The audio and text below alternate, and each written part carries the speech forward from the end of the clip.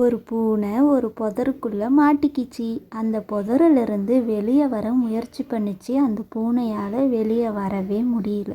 அப்போ அந்த வழியாக ராஜான்னு ஒருத்தவர் வந்தார். ஐயோ பாவம் இந்த பூனை, இதை காப்பாற்றுவோம் அப்படின்னு சொல்லி அந்த பூனையை வெளியே எடுக்க முயற்சி பண்ணார். ஆனால் அந்த பூனைக்கு அது புரியவே இல்லை. அந்த பூனை அவர் என்னவோ நம்ம செய்ய போகிறாருன்னு சொல்லிட்டு அவரை தன்னுடைய கைகளால் அந்த பூனை தாக்குச்சு.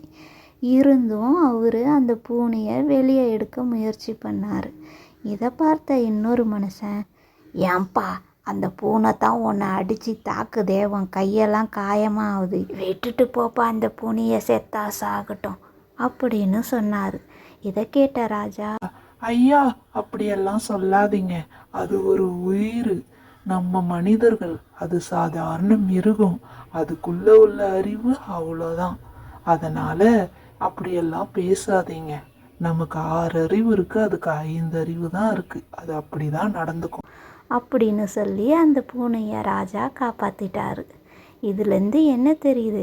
மிருகம் தன்னுடைய புத்தியை தான் காட்டும், ஆனால் மனிதர்கள் நம்ம அப்படி இருக்கக்கூடாது. மனிதர்கள் நாம் என்ன நமக்குள்ள குணமோ அதை நாம் ஒழுங்காக செயல்படுத்தணும்.